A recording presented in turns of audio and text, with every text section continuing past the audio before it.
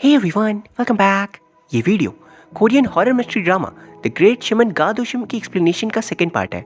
इसके first part को देखने के लिए प्लीज डिस्क्रिप्शन बॉक्स के लिंक पे क्लिक करें एंड हम बढ़ते हैं आगे की कहानी की ओर। और हाँ, अगर आपको ये वीडियो पसंद आए देन प्लीज चैनल को सब्सक्राइब कर लीजिए। अब हम देखते हैं घर के पास वू के ऊपर जिस लड़की का क्रश था गायोन, वो आ जाती है एंड दोषी में घबरा गई थी कहीं स्कूल में ये बात ना बता दे कि वो एक शमन की बेटी है। उसके पूछने पर दुष्यम कहती है वो से मेरा कोई रिलेशन नहीं एंड इस बात पे गायोन मान जाती है। एंड अगले दिन से दुष्यम वो को इग्नोर करने लगी थी। वो इसके बावजूद जब एक लड़की उस पर अटैक करती है वो उसे बचाने आता है, लेकिन दुष्यम थैंकफुल होने की जगह उससे कहती है क्या तुम मुझसे दूर नहीं रह सकते। वो ये बात सुन बहुत अपसेट था, लेकिन दुष्यम वो के करीब जाने से डरती थी क्योंकि इसका मतलब था बाकी बच्चे उससे नफरत करेंगे। घर पर वो इस बारे में सोच परेशान हो रहा था एंड तभी वही लड़की घर पर आती है गायोन, एंड वो उसे कहता है मैं तुमसे बात नहीं कर सकता। वो पूछती है क्या तुम दुष्यम के पास जा रहे हो, मत जाओ। वो कहता है प्लीज मुझसे दूर रहो अभी। एंड वो दुष्यम से मिलने जाता है जब वो कहता है इल्नाम मेरा दोस्त है, अगर बात तुम्हारे दोस्त की होती तब तुम क्या करती।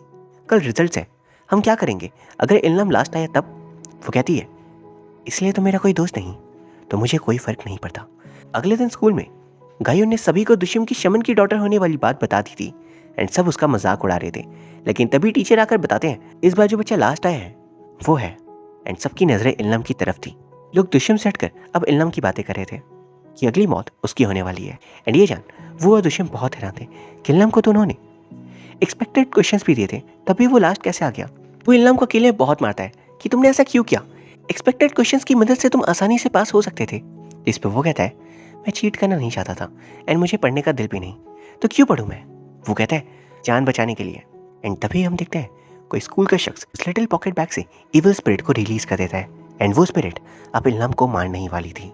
लेकिन तभी हम देखते हैं दुष्यम आखिरकार रिलेशंस की अहमियत को रियलाइज कर उसे बचाने आ जाती है एंड वो उनसे यहाँ तक कहती है वो तुम इल्नाम को लेकर गेट के पास जाओ, तब तक मैं उसे डिस्ट्रैक्ट करती हूँ। एंड वो इविल स्पिरिट दुष्यम पर अटैक कर उसे अनकॉन्शियस कर देती है एंड वहीं वो दोनों भागते हुए एक दूसरे बिल्डिंग के बेसमेंट तक आ गए थे। जब वो चैन की सांस लेते हैं, लेकिन तभी एक बंदा जिसे उस इविल स्पिरिट ने पोजेस कर रखा था वो उन पर अटैक करता है। दोनों मिलकर उसे लड़ने जाते हैं लेकिन बुरी तरह पीट जाते हैं। लिफ्ट का दरवाजा बंद हो रहा था एंड इसका मतलब था कि वो उन दोनों को मार देगा, लेकिन तभी पीछे से दुष्यम आती है। विविल स्पिरिट सोचता है कि अकेली क्या कर लेगी, लेकिन दुष्यम बहुत ही ज्यादा स्मार्ट थी। वो यहाँ उन सारी स्पिरिट्स की मदद लेती है जो अक्सर उसे बातें करने आते थे, पर वो उनसे बात नहीं करती थी। लेकिन जब वो ने उसे बताया कि कल रात उसने उनसे बातें की, तब से दुष्यम एकदम बदल गई थी एंड आज वो स्पिरिट्स की मदद से उस इविल स्पिरिट से किसी तरह बच जाते हैं। बाद में वो तीनों और दुष्यम की मदद डिस्कस करे थे कि इविल स्पिरिट को वो कैसे हराएंगे। यहाँ सभी के सामने ये बात रिवील हो चुकी थी, ये स्पिरिट वही है जिसे सालों पहले दुष्यम मिली थी एंड ह्युनसू को उसी ने मारा था। लेकिन अब तो ये बात एक राज था कि आखिर स्पिरिट को आज़ाद किया किसने। स्पिरिट को आज़ाद करने वाला शख्स वही है जिसने ग्रैंडमा को भी मारा था। वो हम देखते हैं इल्नाम स्पिरिट्स और शमन वाली बातें सुन कहता है ये सब पर मैं विश्वास नहीं करता, ऐसा असलियत में नहीं हो सकता। बंदे की उन्होंने जान बचाई है तब भी वो शक कर रहा था। वह दुष्यम कहती है तुम्हारे पैर की उंगली में चोट है क्योंकि बचपन में तुम एक साइज छोटे जूते लेते थे पैसे बचाने के लिए। जब तुम छोटे थे एक बार एक डॉग ने तुम्हें बाइट किया था। जब तुम 6 क्लास में थे तब बच्चों ने तुम्हें चोर समझा था। पता है इन सब पल में एक बात क्या कॉमन थी, तुम्हारे फादर शर्मिंदा थे क्योंकि वजह से तुम्हें ये सब झेलना पड़ा। उन्होंने खुद स्कूल जाकर तुम्हारे लिए माफ़ी मांगी थी। वाइल नाम एकदम शौक रह जाता है ये बातें तुम्हें कैसे पता, मैंने तो आज तक वो तक को नहीं बताई। लेकिन फिर वो कहता है पता है क्या इन सब का कोई मतलब नहीं। वो कहती है क्यों, क्योंकि तुम्हारे फादर इस दुनिया में नहीं रहे इसलिए। पर पता है क्या, इसके बावजूद हर पल उनकी स्पिरिट इस दुनिया में तुम्हें ही देखती रहती है। तुम आज तक खुद को दोष देती हो कि तुम्हें बचाने के कारण उनकी मौत हो गई, पर पता है क्या वो ये नहीं चाहते। वो चाहते हैं जो ज़िंदगी तुम्हें मिली है एटलीस्ट उसके लिए तुम ग्रेटफुल रहो और मेहनत की ज़िंदगी जियो। इल्नाम ये सुन रोने लगता है एंड हमें दिखाया जाता है कैसे उसकी फादर की स्पिरिट ने सब कुछ दुष्यम को बताया था उस दिन इल्नाम के रेस्टोरेंट में। बाहर आकर वो कहता है तो तुम सब कुछ देख सकती हो है ना, तो तुम्हें पता है मैं और इल्नाम इतने पक्के दोस्त क्यों हैं। मुझे भी नहीं पता, शायद इसका कोई जवाब है ही नहीं। वो कहती है किसने कहा, पिछले जन्म में तुम दोनों भाई बहन थे इसलिए इस जन्म में भी तुम इतने क्लोज हो। वो कहता है सच में, तब मैं पक्का बड़ा भाई रहा हूँगा। वो कहती है नहीं तुम छोटी बहन थे। वो कहता है ये बात प्लीज़ उसे मत बता देना। फिर वो पूछता है ये तो पास्ट है, फ्यूचर में क्या है मेरे। वो कहती है अपनी आंखें बंद करो, कुछ नहीं दिखा ना, क्योंकि फ्यूचर अभी तक बना ही नहीं। तो तुम आज के डिसीजंस लोगे उससे बनेगा वो। लेकिन वो कहता है नहीं ऐसा नहीं है कि मुझे कुछ नज़र नहीं आ रहा, मुझे तुम नज़र आ रही हो। वो भी मेरे साथ। इसका क्या मतलब है कि हम साथ रहेंगे? इसके बाद वो और दुष्यम के बीच बातें चली रही थी कि तभी वहाँ वो की मदर आ जाती है। उन्हें यहाँ स्कूल में क्या हुआ इस बात की खबर मिल चुकी थी। एंड वीडियो में ऐसा दिख रहा था कि वो तीनों पागलों की तरह खुद में ही लड़ रहे हैं क्योंकि स्प्रेड कैमरा में नहीं आती।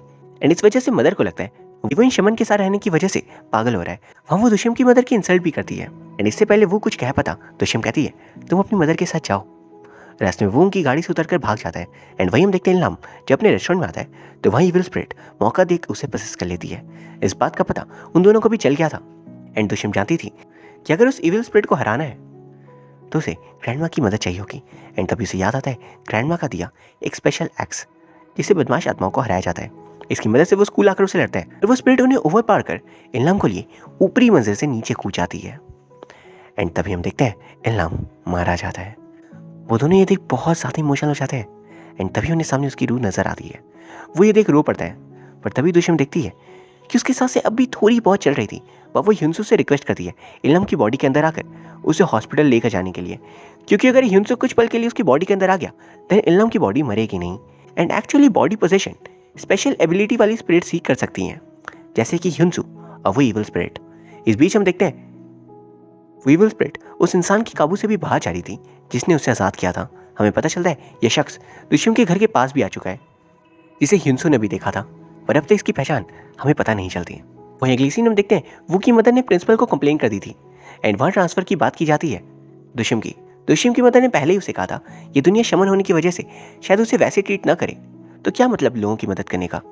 लेकिन दुष्यम ने यही राह चूज़ की थी। अब यहाँ इसके बावजूद दुनिया क्या सोचती है, वो कहती है मैं ट्रांसफ़र नहीं लूँगी क्योंकि मैंने कुछ गलत नहीं किया।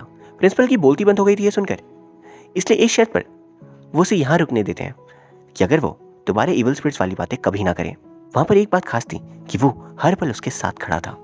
एंड कहा जाता है ना दुनिया की सारी मुसीबत अगर आप पर पड़ जाए लेकिन अगर आपका एक साथी आपके साथ हो इस मुसीबत को फेस करने के लिए तो आप सब कुछ झेल जाते हो। वही दुष्यम वो को बाद में बताती है कि इल्हाम का भी इलाज चल रहा है लेकिन उसकी स्पिरिट को ह्युंसू ने कहीं छुपा दिया है।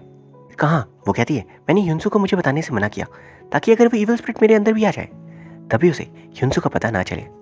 इसके बाद हम देखते हैं प्रिंसिपल नेक्स्ट एग्जाम करवाने के लिए कहते हैं यहाँ बच्चे मरे हैं उन्हें एग्जाम करवाने थे। टीचर कहते हैं कि बच्चे डरे हुए हैं लेकिन प्रिंसिपल का कहना था हम अगर एग्जाम नहीं करवाएंगे तो डर और बढ़ेगा। वहीं एक यूंग नाम की लड़की जो अक्सर सेकंड लास्ट या थर्ड लास्ट आती थी अब वो बहुत ज़्यादा डरने लगी थी क्योंकि उसके नीचे आने वाले स्टूडेंट्स इधर मर चुके थे या हॉस्पिटल में थे तो बारी उसकी थी। वो अक्सर दुष्यम से नफरत भी करती थी लेकिन आज जब डर कर वो आत्महत्या कर रही थी तो दुष्यम गर्ल्स वॉशरूम में आकर ऐसा कुछ करती है जिससे एक यूंग खुद की जान नहीं ले पाती। जैसे एक यूंग को कैरेक्टर्स ड्रॉ करने का शौक था जैसे वेबटून्स में होते हैं और उन्हीं कैरेक्टर्स में जान डाल वो एक यूंग से बात करवाती है कि प्लीज़ खुद को चोट मत पहुँचाओ, तुम एक बड़ी आर्टिस्ट बनना चाहती हो और तुम बनोगी भी। एंड यहाँ हम दुष्यम का एक कैरेक्टर डेवलपमेंट देख पाते हैं। From being an ignorant person अब वो लोगों की परवाह करना सीख चुकी थी। वहीं क्यों भी अब उसकी दोस्त बन जाती है। फिर जब दुष्यम घर वापस आती है तो ह्युंसू से बताता है कि इस इविल स्पिरिट के पीछे आते हुए मैंने एक शख्स को देखा है जो तुम्हारे स्कूल से है। वो पूछती है कौन है वो, लेकिन ह्युंसू कहता है मैं उसका नाम भूल गया। जैसे ह्युंसू की मेमोरी वीक थी इसलिए अब तो उसे अपनी मदर भी ठीक से याद नहीं आई और इसी वजह से ही वो यहाँ पर फंसा हुआ भी था। दुष्यम वहीं ये जान उसे कहती है तो अपने हाथ को इस तरीके से घुमाओ, इससे तुम्हारी मेमोरीज वापस आ सकती हैं। वहीं दूसरी तरफ वो को विजन्स आते हैं कि बाकी बच्चे जो मर चुके हैं उनमें दुष्यम भी शामिल है। ये देख वो घबरा गया था। अगले दिन वो दोनों डिस्कस करते हैं स्कूल के बेसमेंट के बारे में एंड उसके अंदर जाने के बारे में भी, क्योंकि विजन्स में भी उसे बेसमेंट ही नजर आया था। एंड इसमें वो टीचर सा की मदद लेते हैं। टीचर सा इनिशियली मना करे थे लेकिन उनके काफ़ी मनाने पर वो मान जाते हैं। अब टॉपर स्टूडेंट की बात भला कौन नहीं मानता। वहाँ वो लोग प्रिपरेशन के साथ गए थे एंड वो कहता है मैं हमेशा तुम्हारे साथ रहूँगा, प्लीज़ अकेले कुछ भी मत करना।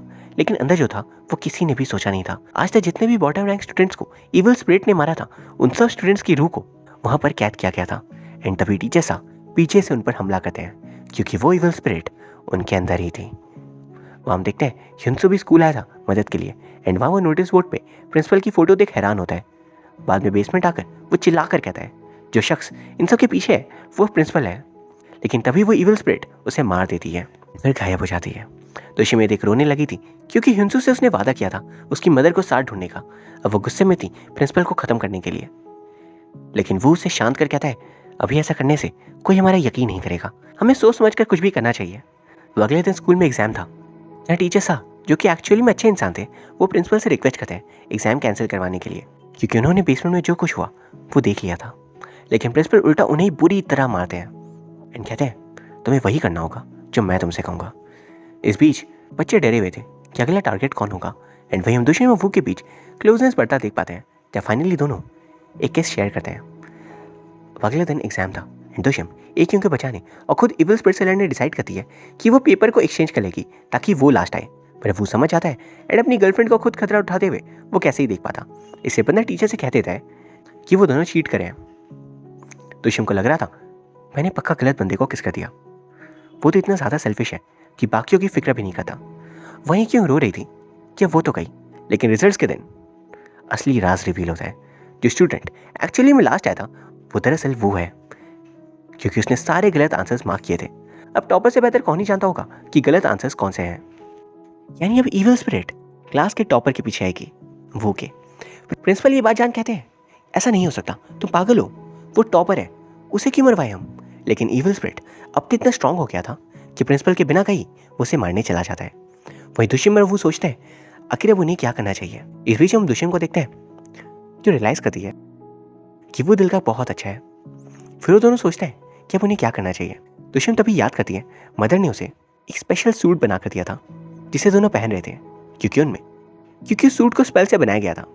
फिर वो कुछ खास वेपन्स निकालते हैं जो सिर्फ इविल स्पिरिट्स पर काम करते थे। अभी वह एक यंग और गायों आ जाते हैं जो खुद भी उन दोनों की मदद करना चाह रहे थे। एंड अब हम उसी सीन में पहुंच जाते हैं जो हमने एकदम शुरुआत में देखा था। इविल स्पिरिट एकदम तैयार थी एंड वो दोनों लड़कियां उसे डिस्ट्रैक्ट करने की कोशिश करती हैं ताकि ये दोनों उसे खत्म कर सके। लेकिन उन सभी का प्लान फेल हो जाता है और इविल स्पिरिट वह उन्हें बुरी तरह से हरा रही थी।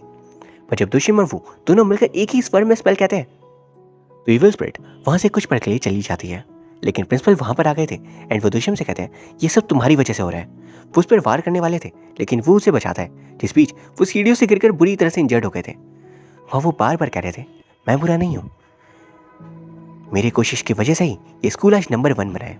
एंड यहाँ पर असली राज रिवील होता है कि आखिर वो ऐसा कर क्यों रहे थे एंड उन्होंने ग्रैंडमा को मारा क्यों, और आखिर ये स्पिरिट उन्हें मिली कैसे। जैसे सालों पहले ये स्कूल कोरिया के वर्स्ट स्कूल्स में से एक था।